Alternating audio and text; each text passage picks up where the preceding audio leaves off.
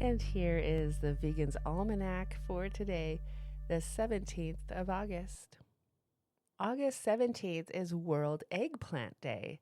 Eggplant, also known as aubergine, is indigenous to a vast area stretching from northeast India and Burma to northern Thailand, Laos, Vietnam, and southwest China, and wild plants can still be found in these locations.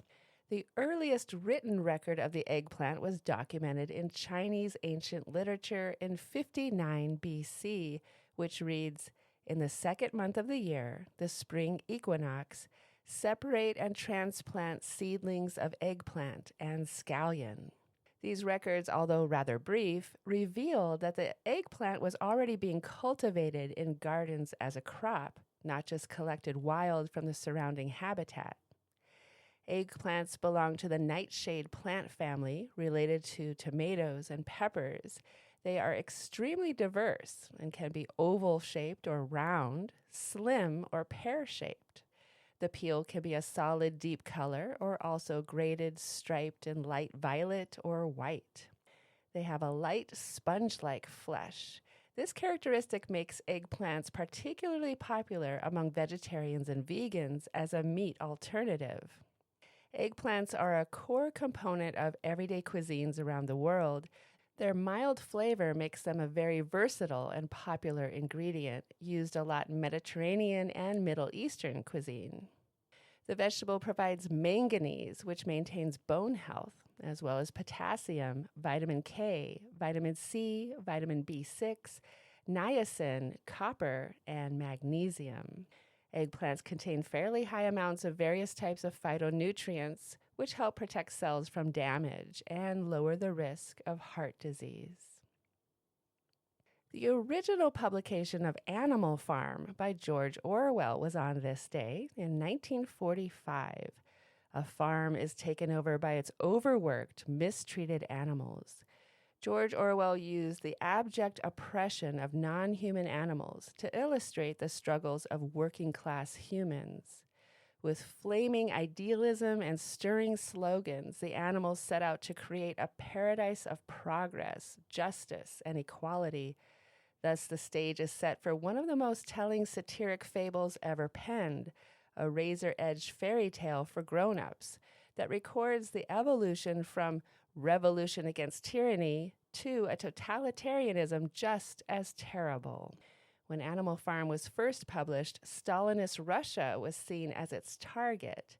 Today, George Orwell's masterpiece has a meaning and message still ferociously fresh, that all oppression is the same oppression, and that it is our duty to stay vigilant for wherever and whenever anyone's freedom is attacked.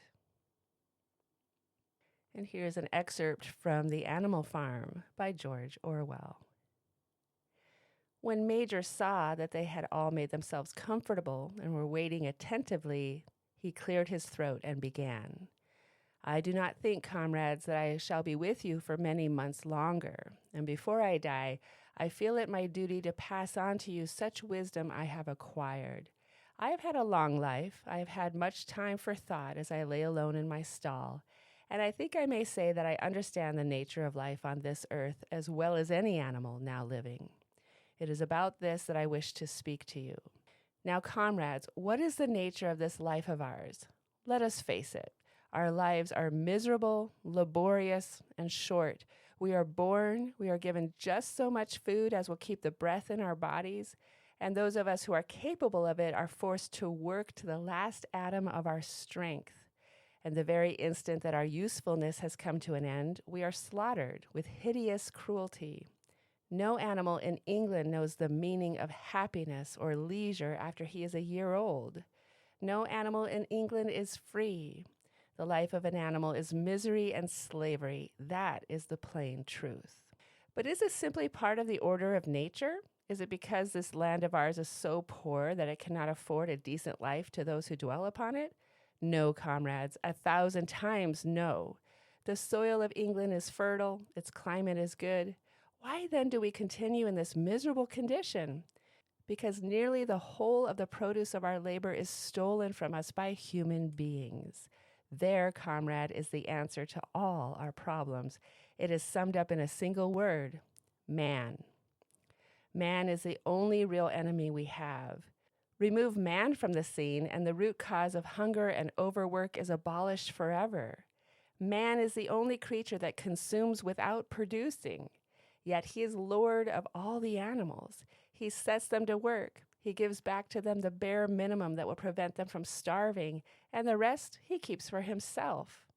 Our labor tills the soil. Our dung fertilizes it.